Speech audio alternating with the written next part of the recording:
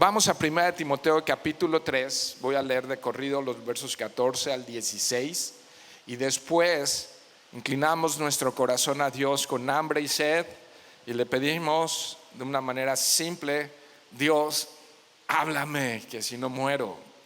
Amén. Entonces, 1 Timoteo capítulo 3, verso 14 y dice: esto te escribo, aunque tengo la esperanza de ir pronto a verte, para que si tardo, sepas cómo debes conducirte en la casa de Dios, que es la iglesia del Dios viviente, columna y baluarte de la verdad. Indiscutiblemente grande es el misterio de la piedad. Dios fue manifestado en carne, justificado en el Espíritu, visto de los ángeles, predicado a los gentiles, creído en el mundo, recibido arriba en gloria. Dios, gracias te damos, Señor, por tu palabra que es viva y eficaz, Señor. Gracias te doy por tu iglesia. Gracias por esta comunidad de creyentes, por esta iglesia local donde tú nos has puesto, Señor, donde tú nos has traído para edificarnos unos a otros y crecer en la fe, Señor, hasta el día en que tú regreses, Padre. Entonces yo te ruego que hoy, Señor, podamos entender con claridad qué es tu iglesia, Señor, y qué es lo que tú esperas de ella, Dios. Así es que, Padre, háblanos, ten misericordia de mí y ten misericordia de cada uno de los que están en este lugar. Y no nos dejes, Señor, sin alimento, sin saciar nuestra hambre y nuestra sed de ti, Señor, de tal manera que, Señor, no salgamos vacíos de este lugar, no salgamos igual que como entramos, Señor, sino que la esperanza en Jesucristo sea real en nuestras vidas. Te lo ruego y te lo suplico en el nombre de Cristo Jesús. Amén. Checa el verso 15 que acabamos de leer, ¿no?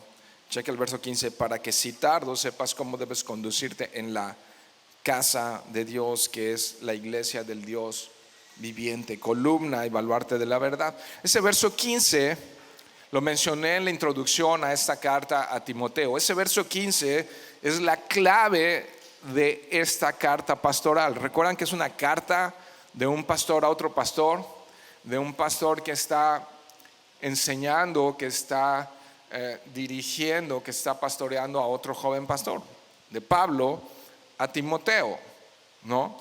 Entonces este verso es clave para entender la carta que ya llevamos algunas semanas leyendo.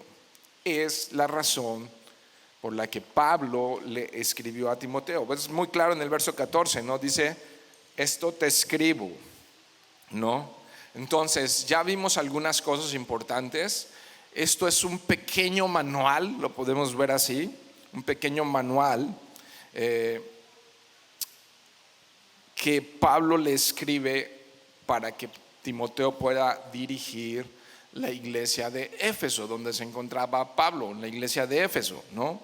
Y entre los principales temas que ya vimos, que ya estuvimos estudiando semanas atrás, que ya revisamos de lo que Pablo le escribió, uno era que debería confrontar a los falsos maestros o a las falsas doctrinas. Si estuviste aquí en esos primeros días que estuvimos estudiando, sabes que de eso estuvimos hablando. Dos, reforzar el comportamiento sano de los hombres, ¿se acuerdan? Y que los hombres oren levantando manos sin ira ni sin contienda. Y después habló a las mujeres acerca del comportamiento de las mujeres en la iglesia. Y la semana pasada, si estuviste aquí, habló acerca del carácter que deben mostrar los líderes en la iglesia. Fue un tema bien confrontador. Ahora bien, las características que Pablo describe aquí en estos versos que acabamos de leer de corrido, ¿no? La casa de Dios, que es la iglesia del Dios viviente, columna y baluarte de la verdad. Las características que Pablo describe con estas palabras son de llamar muchísimo la atención. Ahora, Pablo realmente está muy interesado en que la iglesia de Éfeso sea una iglesia sana. Pablo está interesado que sea una iglesia que corresponda a la fe que profesan. Es una gran responsabilidad cuidar a la iglesia de Dios. Pero deberíamos comenzar por preguntarnos, ¿qué es la iglesia? ¿Qué es la iglesia? Y recordemos que la iglesia no es un edificio con adornos bonitos, ni una iglesia son las paredes, sino la iglesia son las personas que se reúnen por y para Cristo. Hoy vamos a estudiar en este tema tan importante a la iglesia. ¿Qué es la iglesia? Y comencemos con esta premisa. ¿Qué importancia tiene en la vida de cada uno de nosotros la iglesia local? Otra vez, la pregunta para comenzar el estudio de esta mañana: ¿qué importancia le das en tu vida a la iglesia local? ¿Qué papel juega en tu vida la iglesia local, en cada uno de nosotros? Entonces vamos a regresar un poco al verso 14. Lo vimos así como panorámico desde un dron, ¿verdad? Pero ahora vamos a ver un poquito más detalles.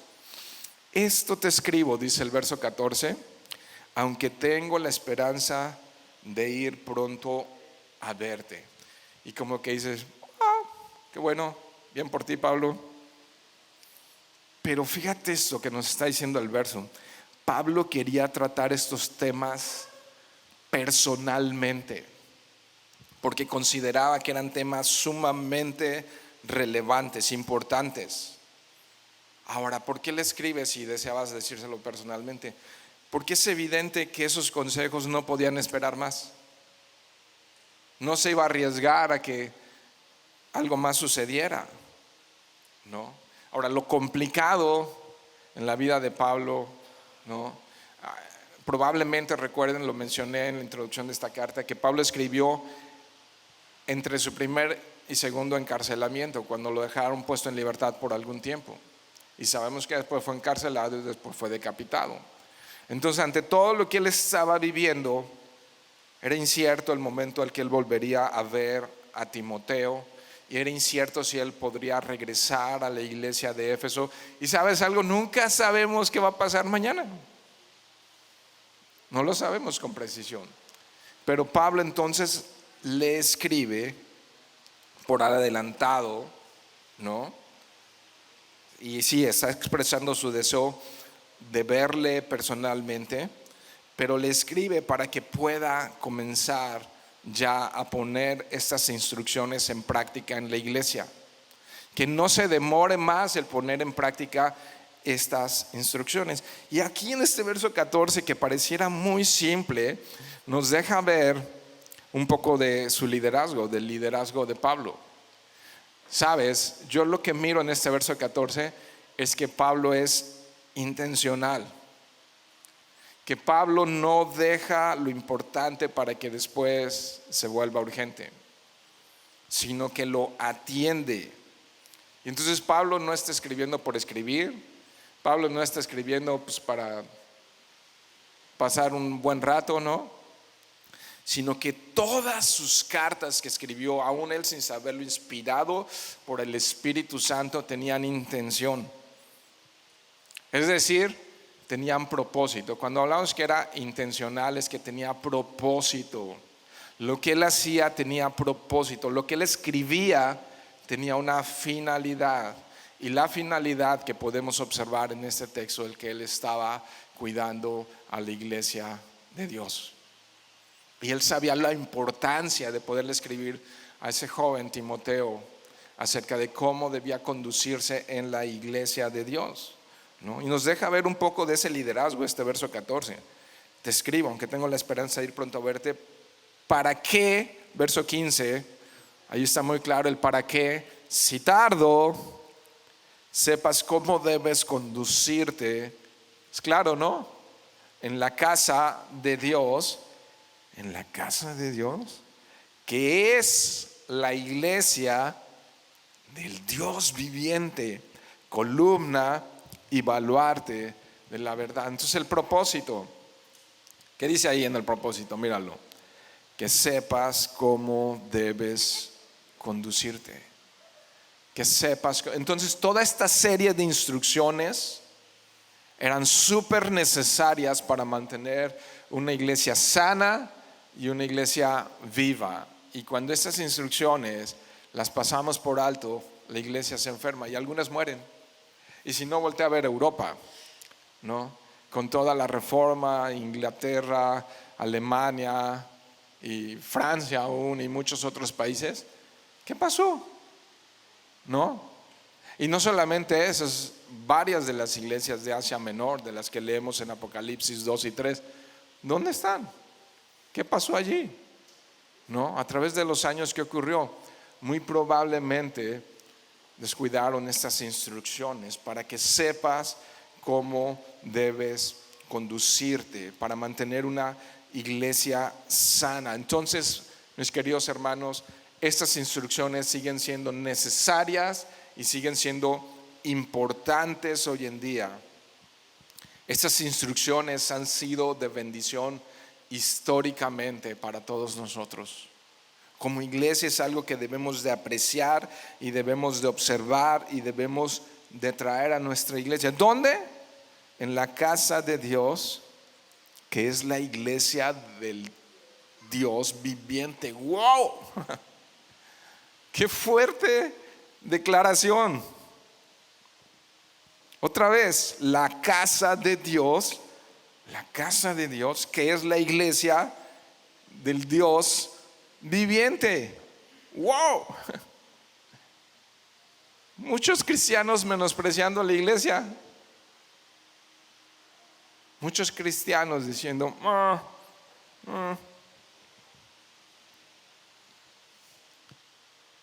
la iglesia no debe ser un punto de reunión. Lo voy a explicar en un momento.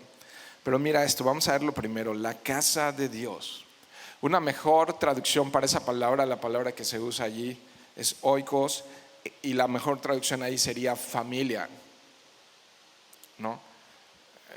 Dios no habita en casas hechas por manos de hombres, en paredes de piedra, ¿no? Ni de ladrillo, sino que la mejor traducción para esto sería la familia de Dios. ¡Wow! Entonces, ¿crees en Jesús? Sí, unos cuantos. Eres parte de la familia de Dios. Y en una familia todos reciben bendiciones y reciben responsabilidades. ¿O no? O sea, ¿soy parte de esa familia? En una familia todos reciben bendiciones, pero también responsabilidades. Cuando un miembro de una familia no actúa con amor y con responsabilidad, ¿qué sucede? Pasa en nuestras familias, ¿no? Cuando un miembro de una familia no actúa con amor y con responsabilidad, afecta a todos los demás. Lastima a todos los demás miembros de esa familia. Ahora, en esta familia, ¿el padre quién es? El padre evidentemente, obviamente es Dios. Y por tanto deducimos por muchos textos que podía usar, pero no es necesario, que somos hijos de Dios. En conjunto, en comunidad, somos una familia espiritual. Nos unen lazos eternos. Yo sé que es un poco incómodo, pero voltea a ver al que está a tu lado derecho, o al que está enfrente o al lado. Voltea a verlo. A lo mejor no está tan guapo,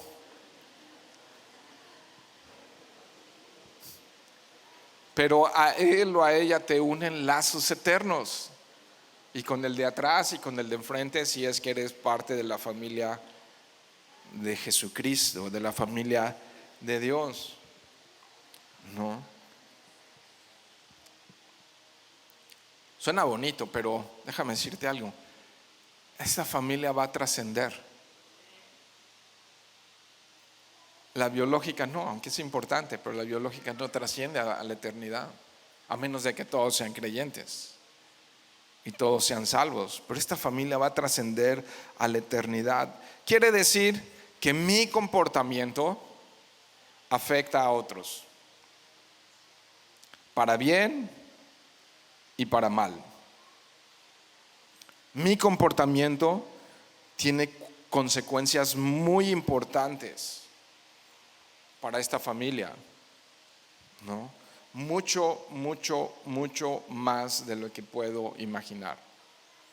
Mucho, mucho más de lo que yo puedo entender. Mi comportamiento, porque podemos vivir muy selfies, muy egoístas, ¿no? Muy yo y así, ¿y qué? Ahora esto implica muchas cosas. Piensa, si somos familia, si somos hijos de Dios, si Él es el Padre, ¿lo crees? Eso implica, checa esto, que Él la protege, que Él la provee, es el Padre, que Él la guía, que Él la sustenta con su poder. Y entonces somos una familia. Y si a tu hermano le va bien, te alegras y dices gloria a Dios, ¿no? Y si tu hermano se cae, lo levantas. Y si tu hermano sufre, lloras con él. Y si tu hermano falla, lo corriges. ¿Por qué? Por amor a él, ¿o no? Y eso hacemos. Festejamos y lloramos juntos. La casa de Dios, la familia de Dios. Y luego dice la iglesia del Dios viviente. Esa palabra iglesia, la palabra eclesia, que existió antes del cristianismo y que era muy usada entre los griegos para hablar de una asamblea de personas con algún fin en común. La palabra eclesia ya existía antes, no es una palabra nueva desde la era cristiana. Significa asamblea o congregación de personas y describe una reunión presencial, no a una persona aislada, no a una persona que se congrega virtualmente y que dice yo no necesito congregarme. Es la congregación del Dios viviente. La iglesia, la estoy parafraseando, es la congregación del Dios viviente, ¿no? Y nos reunimos para orar, y nos reunimos para aconsejar, y nos reunimos para alabar. ¿Cuántos saben que la alabanza que cantamos ya es parte de nuestro tiempo presencial con Dios? ¿No? Y no es que la alabanza es para que mientras llegan los que llegan tarde, o sea, es el tiempito para que llegues. No, desde que hacemos la primera oración estamos asistiendo puntualmente a la cita con Dios. Amén. Entonces ahí empieza ese tiempo congregacional. Vayan un momento a Apocalipsis capítulo 1. Mira esta importancia, por eso tener cuidado. Apocalipsis al final del capítulo 1, en el verso 20,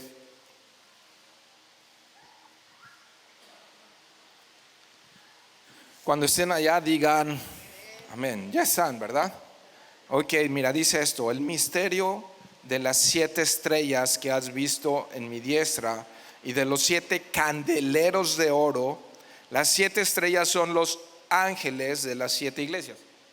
Y sabemos que esa palabra ángel tiene que ver con el mensajero.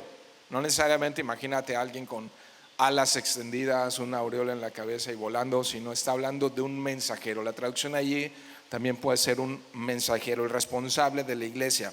Ok, ¿qué más dice allí? Y los 7 candeleros que has visto, ¿qué son? Las 7 iglesias. Si pasas al capítulo 2 y ves el siguiente verso, está bien interesante si lo conectamos, porque, bueno, sabemos que antes no había capítulos ni versos, esos fueron puestos para que tú y yo encontremos los pasajes fácilmente, pero podemos leer a veces la Biblia de corrido y entenderla más. Mira lo que dice el 2:1: escribe al ángel, o sea, al mensajero de la iglesia, de la congregación que estaba en Éfeso, de la que estamos hablando hoy, ¿no? De Pablo a Timoteo, el que tiene las 7 estrellas en su diestra y el que anda en medio de los 7 candeleros de oro, dice esto. ¿En dónde está Jesús? ¿En medio de dónde? De la congregación. Él está aquí en medio. Él está aquí. ¿No se te pone la piel de gallina? Él está aquí. Su espíritu está aquí en medio de nosotros. El glorioso Señor Jesús al que cantamos. La razón por la que estamos hoy congregados aquí es por Él y para Él. No es acerca de nosotros. Sí, buscamos ciertos aspectos de comodidad, pero ¿sabes algo? No es acerca de nosotros. El estilo de la alabanza y lo que sucede aquí no es acerca de nosotros. Es acerca de Él. Jesús anda en medio de sus iglesias. Mateo capítulo 18, verso 20, no lo busquen. Dice así: porque donde 2 o 3 están congregados en mi nombre, lo sabes, ¿verdad? Allí estoy yo en medio de ellos. ¿Eso es algo hipotético o es algo real? Es real. Por eso cuando alabamos, cuando oramos, invocamos su nombre. Donde 2 o 3 están congregados en mi nombre, allí estoy yo en medio de ellos. ¿Sabías que la palabra iglesia se menciona más de 100 veces en el Nuevo Testamento? Eso es mucho, créeme. El Nuevo Testamento es bien cortito. Lo puedes leer todo el Nuevo Testamento en un tiempo breve. Entonces es importante ver que la iglesia cobra un papel muy importante en la vida del creyente. La iglesia en conjunto es mencionada en la Biblia como el cuerpo de Cristo, imagínate eso.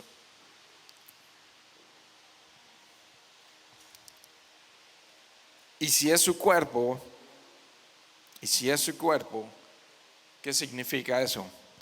Que Él lo cuida y Él lo sustenta.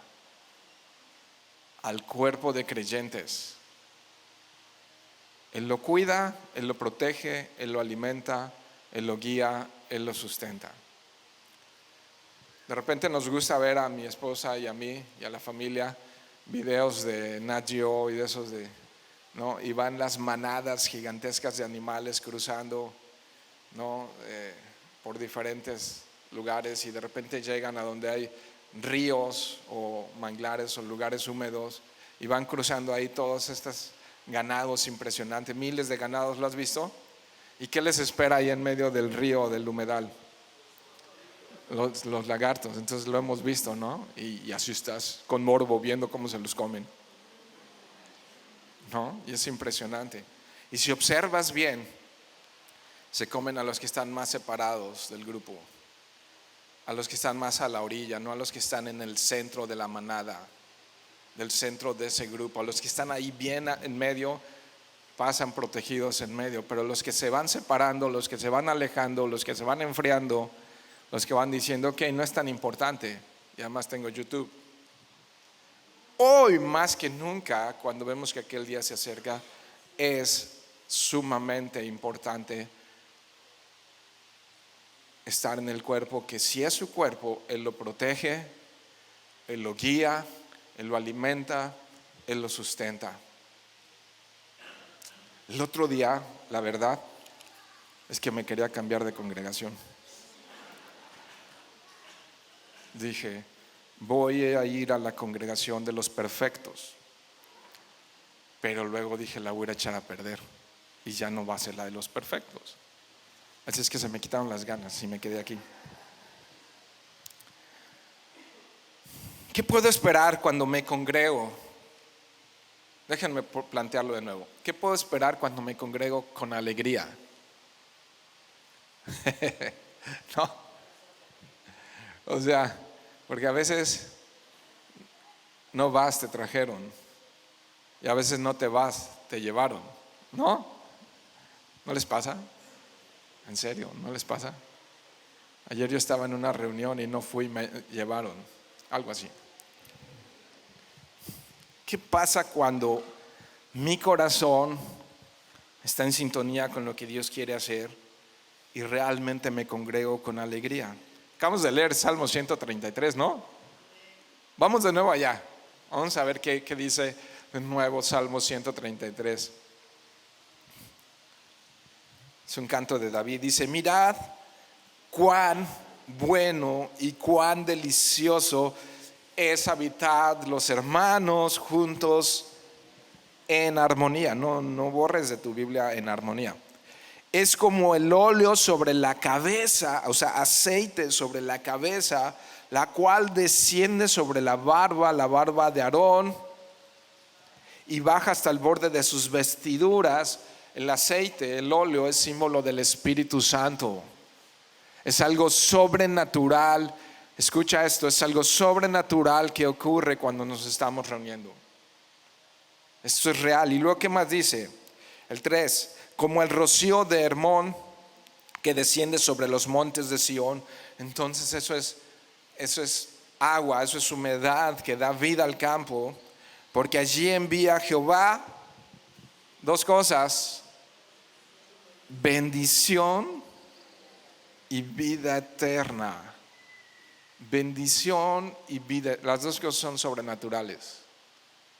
Las dos cosas ocurren en medio de la congregación: bendición y vida eterna. La presencia del Espíritu Santo trayendo bendición y vida eterna. Vida eterna, aquellos que nunca han escuchado el mensaje del Evangelio, la esperanza que tenemos en Cristo Jesús, el cual vino a morir por los pecadores, a perdonar a todos los transgresores, diría Pablo, de los cuales yo soy el primero, y que aún estando en pecado, Él tuvo por bien perdonarnos. Si nos arrepentimos y si volvemos a Jesús, Él promete perdonarnos y darnos vida eterna. A veces no alcanzamos a entender, mis queridos amigos, el castigo del que Él nos está librando y la gloria de poder estar un día con nuestros ojos viendo su belleza. No lo entendemos, nos quedamos en este tiempo caído y finito sin entender realmente el perdón gratuito y la gloria ofrecida a todo aquel que en Él cree. No alcanzamos a entender. Bendición y vida eterna ocurre, y todo lo que implique bendición. Hebreos 10, 24 y 25. Algo que ocurre: ¿qué puedo esperar si me congrego? ¿Qué puedo esperar si me reúno con la iglesia? ¿Qué dice? Y consideremos unos a otros para estimularnos al amor y a las buenas obras. Entonces, ¿dónde puedo estar animado cuando estoy desanimado? Cuando estoy fallando y estoy tomando decisiones torpes y estoy lastimando mi vida, mi familia, la iglesia, la gente, lo que sea, mi trabajo, lo que sea. ¿Dónde voy a ser amado, dirigido, corregido? O sea, tenemos eso. Y Dios usa a los pastores, a los consejeros, a los líderes de la iglesia, a los hermanos, para estimularnos al amor. Y eso puedo esperar cuando me congrego con alegría. ¿Qué más dice el 25? No dejando de congregarnos. ¿Te fijas ahí, iglesia? Congregación, asamblea, como algunos tienen, o sea, ya se les hizo costumbre, se les hizo hábito, sino exhortándonos, animándonos, y tanto más cuando ves que Israel acaba de entrar en guerra. Cuando no esperamos ya que se cumpla ninguna profecía, sino que todo Mateo 24 está cumplido. Y los que somos, entiendas estos paréntesis para algunos dispensacionalistas, si creemos en el rapto, no esperamos que ocurra nada. No esperamos que haya ya el tercer templo, porque para ese momento, ¡pum!, ya la iglesia ya no está aquí. No esperamos la semana 70, esa va a ocurrir, ni milenio, ni nada, eso va a ocurrir después. Para que Jesús venga por su iglesia, ya todo, o sea, rumores y guerras y rumores de guerras, pestes y todo lo que quieras, y desastres naturales, y el enfriamiento y la apostasía. Vamos a terminar hoy hablando, quizás si nos da tiempo, un poco de apostasía. Todo está sucediendo delante de nuestros ojos mientras estamos sentados en la comodidad de nuestra casa, scrolleando nuestro, ahora es X, ¿no? Ya no es Twitter, sino que ahora es X, ¿no? Y mientras estás scrolleando ahí las noticias y viendo ahí las noticias chafas de CNN, y sí que censuren el video, ni modo. Ahí en la comunidad, en comodidad de tu casa, viendo lo que está ocurriendo en Rusia, con la fragilidad de China con Taiwán y lo que estamos viendo en todos lados. Por años hemos estado viendo una guerra súper cruel en Siria, de la cual a veces no ponemos atención, ¿no? Y estamos viendo lo que está ocurriendo en Israel con Hamas, con Hezbollah, y ya como que somos expertos en noticias. Y está sucediendo delante de nuestros ojos. Y déjenme insistir en esto: va a ser como en los días de Noé. Entonces todos diciendo, creo que todavía falta. Puede ser hoy, puede ser dentro de 10 días, puede ser dentro de 10 años. Pero está sucediendo frente a nuestros ojos. Está sucediendo frente a nuestros ojos el principio de dolores. Dice, aún no es el fin, guerras y rumores de guerra, pero ya de eso, ya cuando los dolores de parto están intensos y son frecuentes, ya dices, ya va a dar a luz. O sea, ya va a dar a luz, ¿no? Ya, a punto de. Y eso está sucediendo frente a nuestros ojos. Creo que me salí del texto. Pero es que no, Hebreos 10:25 decía, ¿cuánto veis que aquel día se acerca? Ahora sí, déjenme conectar ahorita. No estaba esto en el bosquejo, pero déjenme conecto esto. También Mateo 24, entonces dice, entonces, ¿qué es lo que sí me debe de importar? Porque no logramos entender quién es Gog y Magog, ¿no? Y Ezequiel 38 le podemos dar muchas vueltas y todo eso. Pero lo que sí nos dice Mateo 24 es que si el padre de casa supiera a qué hora de venir el ladrón, ¿cómo estaría? Bien trucha. Esa es versión yoshimesca. Venía platicando con Dani y le dije, ¿qué pasaría si yo escribiera una Biblia parafraseada? Me sacarían por hereje. Ah, sí, hereje, vámonos fuera.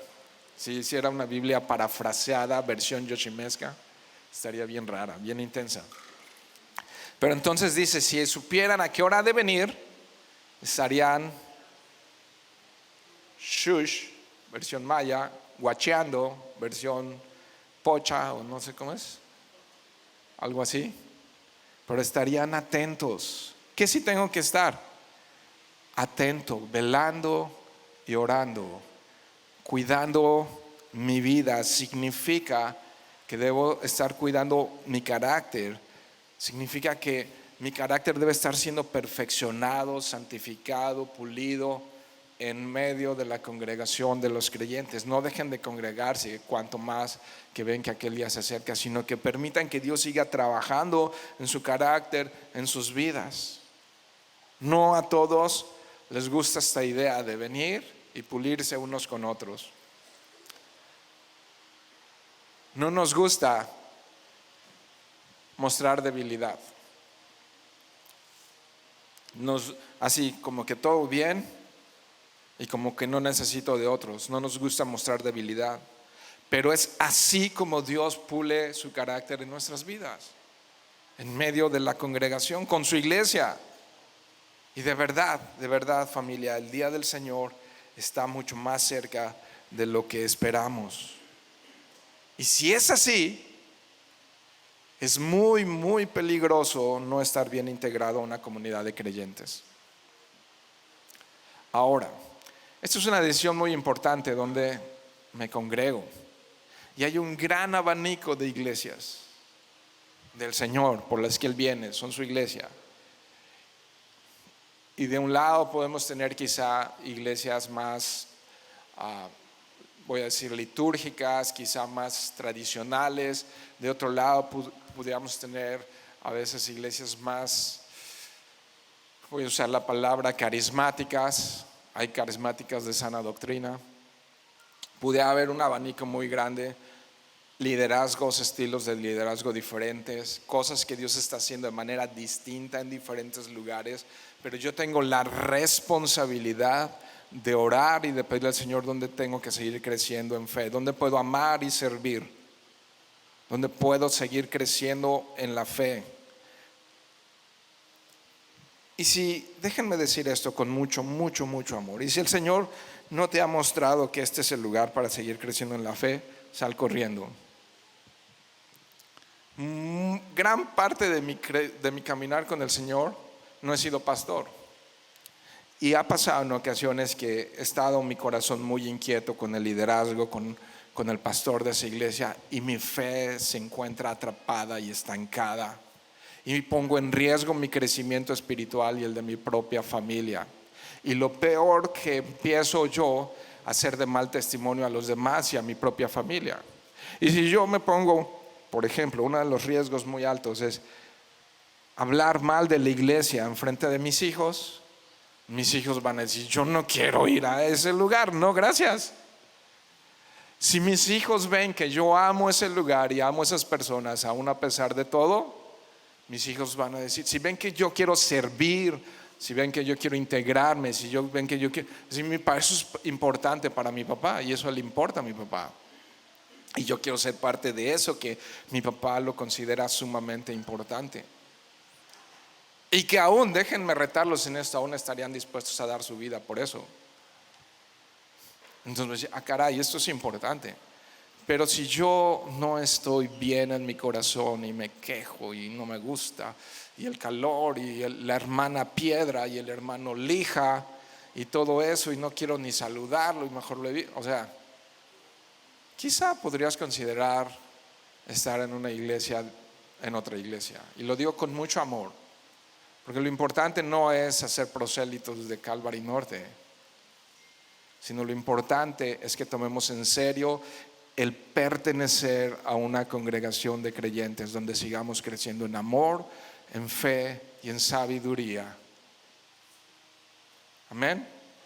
Es importantísimo, más cuando vemos que aquel día se acerca. Es un peligro no estar bien integrado a una comunidad de creyentes. Es un gran peligro.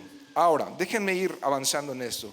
La iglesia es una congregación especial y única. Vayan a 2 Corintios, por favor, capítulo 6.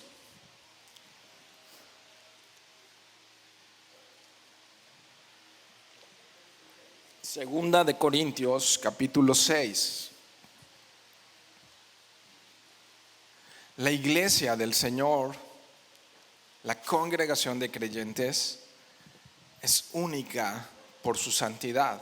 Mira lo que dice el 14: no se unan en yugo desigual con los incrédulos, porque ¿qué compañerismo tiene la justicia con la injusticia? ¿Y qué comunión luz con tinieblas? ¿Y qué concordia Cristo con Belial? ¿O qué parte el creyente con el incrédulo? ¿Esto es Nuevo Testamento o Antiguo Testamento? ¿Estamos siendo muy legalistas al leerlo? ¿O está distinguiendo la manera de actuar y de vivir de la iglesia del resto del mundo? O sea, ¿se distingue o no la iglesia? O sea, o nos camuflajeamos como escuchando lo mismo, apreciando lo mismo, valorando lo mismo, atesorando lo mismo que los que no creen. ¿Es así? Y lo quiero decir con toda autoridad y con todo amor y con toda humildad delante de Dios. Mira lo que dice el 16. ¿Y qué acuerdo hay entre el templo de Dios y los ídolos? Es Nuevo Testamento. Porque vosotros sois, subráyalo en tu Biblia, vosotros sois el templo del Dios viviente. ¿Y quieres practicar brujería, hechicería, satanismo, pensamiento del mundo dentro del templo? ¿Quieres contaminar tu corazón con todo lo que está disponible a tan solo un clic? ¿En serio? ¿Y es legalismo hablar de santidad hoy en día? Dices, me voy a una iglesia más cómoda. Por lo cual, ¿qué dice el 17? ¡Wow! Salid de en medio de ellos y apartaos. Dice el Señor, y no toquéis lo inmundo, y yo les recibiré. Y seré para ustedes, chécate el 18, por favor. Ahí está la familia. Y seré para ustedes por padre, y ustedes me serán hijos e hijas, dice el Señor Todopoderoso. Wow. Wow. No. Ahora entonces empezamos a ver que aquí hay más metáforas para describir a la iglesia. Templo, pero también somos novia, pero también somos cuerpo. Ahora, si vamos a Efesios, un pasaje muy conocido, creo que vale recordarlo hoy que estamos hablando de eclesia, de iglesia, porque me emociona esta descripción, esta metáfora de novia, porque entonces, hablando de novia y de cuerpo, no, porque es nutrida, la novia es nutrida y es embellecida por Cristo mismo. ¿Escuchaste? Nutrida y embellecida. ¿Cómo? Vamos a verlo. Efesios 5:25. O sea, significa que recibe cuidados y que Dios la está perfeccionando. Mira esto, verso 25. Maridos, amen a sus mujeres así como Cristo amó a la iglesia y se entregó a sí mismo por ella. ¿Qué hace con ella? Para santificarla, habiéndola purificado en el lavamiento del agua por la palabra, a fin, su novia, a fin de presentársela a sí mismo una iglesia gloriosa. La está embelleciendo.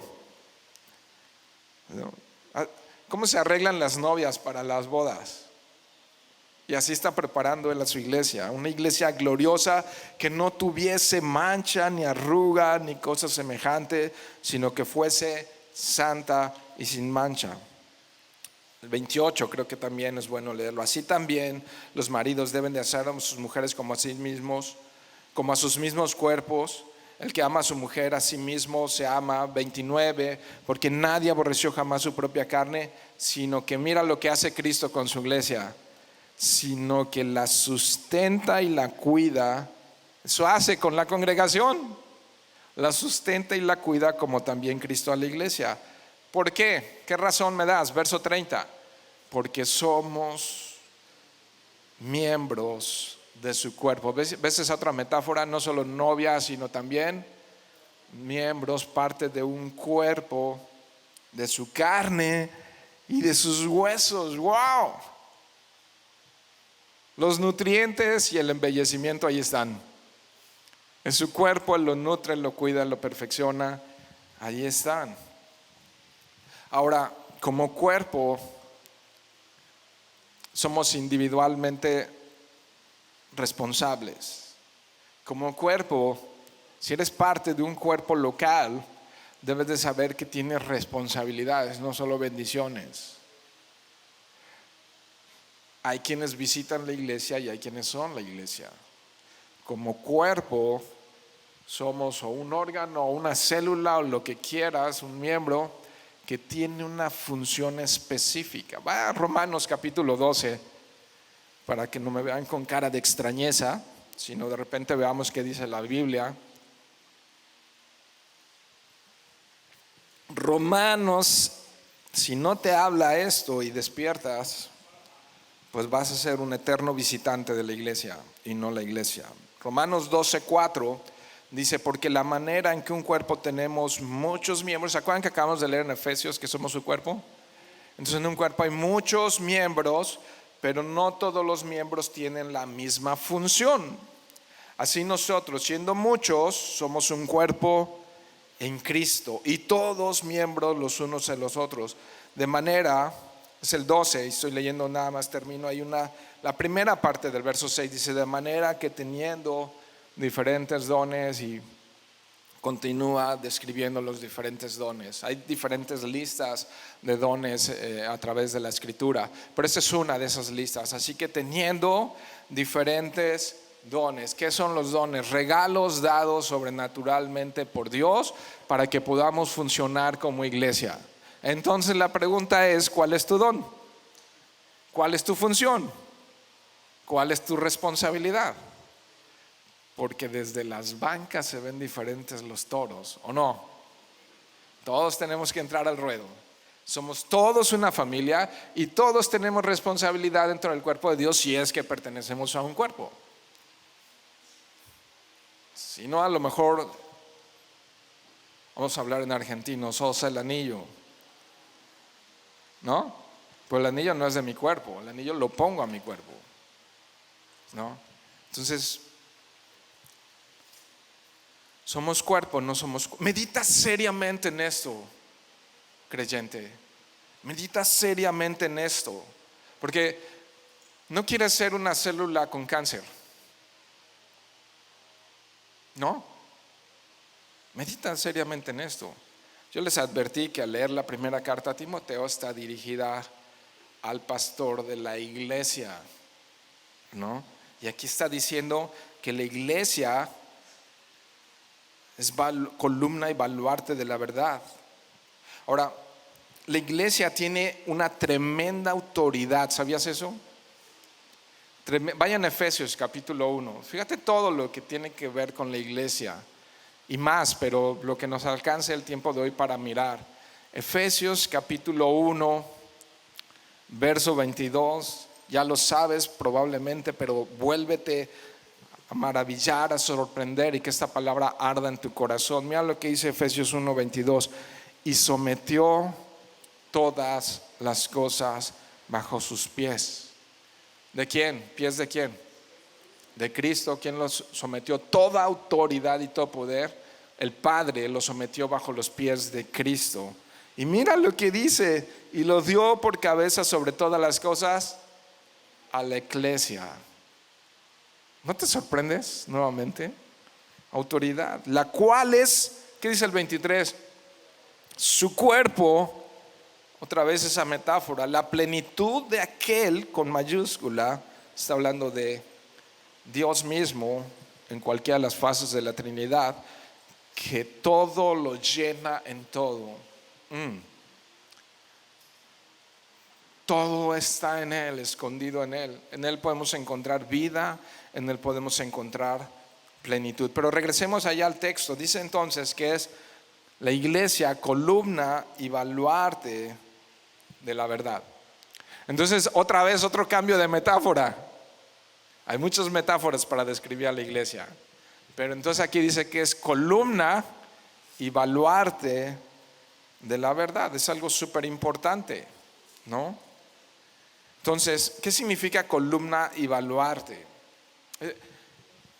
Esta idea es de algo que está sosteniendo. ¿Y qué sostiene? La verdad. ¿Quién sostiene la verdad? La iglesia. ¿Puedes ver la importancia de la iglesia en el mundo hoy en día? ¿Qué sostiene la verdad? La iglesia. La iglesia sostiene la verdad. Fuera de esta realidad, todo solamente es un reality show diseñado por Satanás, diseñado por el diablo. Si la verdad falla, el mundo falla. Sin la verdad, el mundo está perdido. Y sabes algo, el engañador ha creado los mejores escenarios para dar una realidad virtual a muchos. Es una mentira.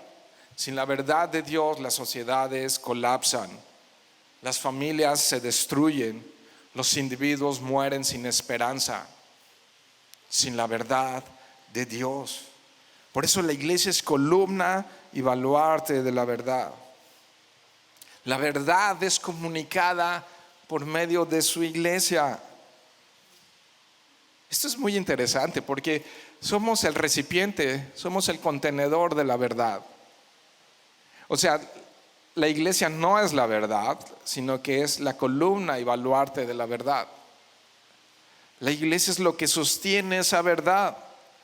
La verdad se comunica por medio de su iglesia. ¿Qué tan eficientes somos en eso? Vea 2 Corintios capítulo 4. Si tuviéramos pantalla, diría, no la busquen, ahí la van a publicar los de medios. Pero 2 Corintios 4, 5, se los leo rápidamente. Porque no nos predicamos a nosotros mismos, sino a Jesucristo como Señor y a nosotros como vuestros siervos por amor de Jesús. Porque Dios, dice el 6, que mandó que de las tinieblas resplandeciese la luz, es el que resplandeció en nuestros corazones. ¿Para qué? ¿Qué hace? Para iluminación del conocimiento de la gloria de Dios en la faz de Jesucristo. Ve lo que dice el 7. Pero tenemos este tesoro. ¿Cuál tesoro? El que mencionó el verso 5 y 6. Tenemos este tesoro en vasos de barro. ¿A poco no nos quebramos? Somos frágiles. Nos queremos ver también a veces como columnas y baluartes, pero también somos vasos de barro, para que la excelencia del poder sea de Dios y no de nosotros. Y no de nosotros. Ve ahí a 2 Corintios capítulo 5, verso 18. Y todo esto proviene de Dios, quien nos reconcilió consigo mismo por Cristo y nos dio a ti y a mí, iglesia. Esta es nuestra función aquí en la tierra. ¿Nos dio qué? El ministerio de la reconciliación. ¿Qué? Que Dios estaba en Cristo reconciliando consigo al mundo, no tomándoles en cuenta a los hombres sus pecados. ¡Wow! No, eso está mejor que cualquier oferta del mundo. Y nos encargó a nosotros la palabra de la reconciliación. Y nos encargó a nosotros la palabra de la... Así que, ¿qué dice el 20? Somos embajadores en nombre de Cristo, como si Dios rogase por medio de nosotros. Os rogamos en nombre de Cristo, reconcíliense con Dios. ¿De quién es esa chamba? De la iglesia. A Él le plació. La iglesia es columna y baluarte de la verdad. Yo quiero leer otro texto ahí que es importante. Mateo capítulo 5. Si no lo alcanzas a buscar, nada más escúchalo con atención. Verso 13. Dice: ustedes son la sal de la tierra, pero si la sal se desvanece, ¿con qué será salada? No sirven para nada, sino para ser echada afuera y hollada por los hombres. Ustedes son la luz del mundo. Y no es una secta, ¿verdad? Ustedes son una ciudad sentada sobre un monte que no se puede esconder. Ni se enciende una luz y se pone debajo de un almud, sino sobre el candelero, y alumbra a todos los que están en casa. Así, iglesia, así alumbre esa luz delante de los hombres, para que vean vuestras buenas obras y glorifiquen a vuestro Padre que está en los cielos. La iglesia, columna y baluarte de la verdad. ¿Cuál verdad? ¿No?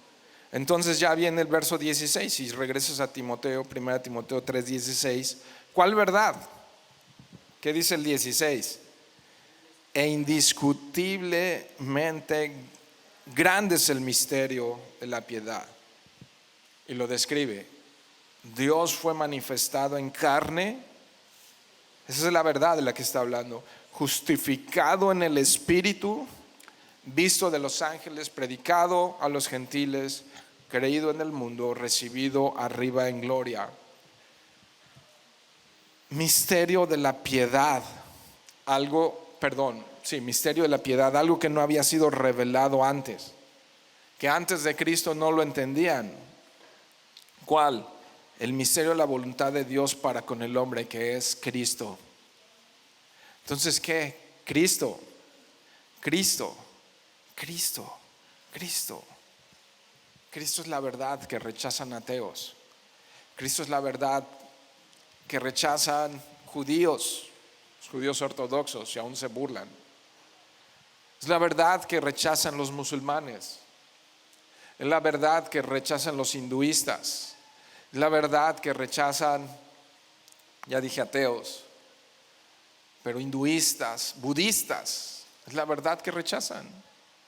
Esta verdad que está describiendo Pablo aquí, que Dios se encarnó. Dice Juan capítulo 1 verso 14, no vayan ahí, que el verbo que creó este mundo vino y habitó entre nosotros, se hizo carne.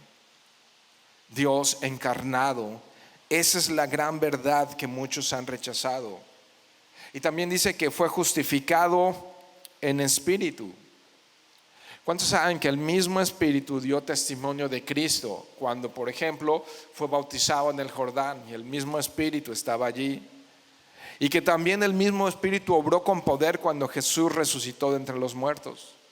Dice Romanos capítulo 1, dice acerca del Hijo nuestro Señor Jesucristo, nada más escucha, lo que era del linaje de David según la carne, que fue declarado Hijo de Dios con poder, según el Espíritu, está con mayúscula, de santidad, por la resurrección de entre los muertos. Eso es que fue justificado en espíritu. Más adelante el capítulo 8 en Romanos, en el verso 11, si lo estás anotando, dice: y el espíritu de aquel que levantó, y está con mayúscula, que levantó de los muertos a Jesús, mora en ustedes, ¿no? El que levantó de los muertos a Cristo Jesús vivificará también vuestros cuerpos mortales. Ok, entonces justificado en espíritu. También me dice visto por los ángeles, ¿no? Y obviamente que los ángeles ya lo habían visto en el cielo, pero está hablando encarnado en la tierra. Y los ángeles vinieron con él y le asistieron cuando fue tentado en el desierto. Y los ángeles también le visitaron en la tumba cuando resucitó. Y los ángeles también estaban presentes cuando Jesús ascendió al cielo. Visto de los ángeles, recibido arriba en gloria. Esto hace referencia a la ascensión de Cristo, ¿no? Y donde está Cristo sentado a la diestra del Padre, intercediendo por nosotros, gobernando con todo poder y autoridad hasta el día en que Él regrese. También dice predicado, me salté, predicado a los gentiles, ¿no? ¿Quiénes son los gentiles? Simple, los no judíos, todo el resto del mundo. Éfeso era un ejemplo de lo que Pablo está hablando. Es un gran ejemplo de lo que él está hablando. Nosotros somos un ejemplo de predicado a los gentiles, ¿no? Predicado a los gentiles. Y a manera de conclusión, mis queridos hermanos, ¿qué sucede cuando la iglesia deja de congregarse? ¿Qué sucede cuando la iglesia no es columna y baluarte de la verdad, sino que deja filtrar falsos maestros, fábulas humanas, falsas doctrinas? ¿Qué sucede cuando la iglesia deja de ser luz y deja de ser sal y se adapta a este mundo y se camuflajea como alguien que no conoce ni tiene temor de Dios? No le importa lo que ve, no le importa lo que oye, no filtra nada.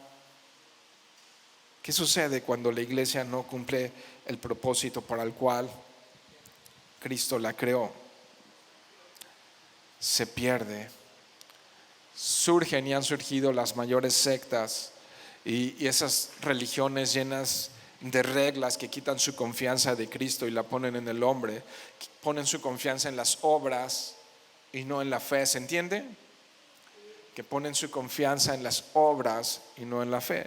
Así es que yo quiero concluir, es una conclusión para que revises después, pero 1 Timoteo 4, 1 al 5 dice: pero el Espíritu dice claramente. Mira la conclusión que llega Pablo después de hablar de que la iglesia es columna y baluarte de la verdad.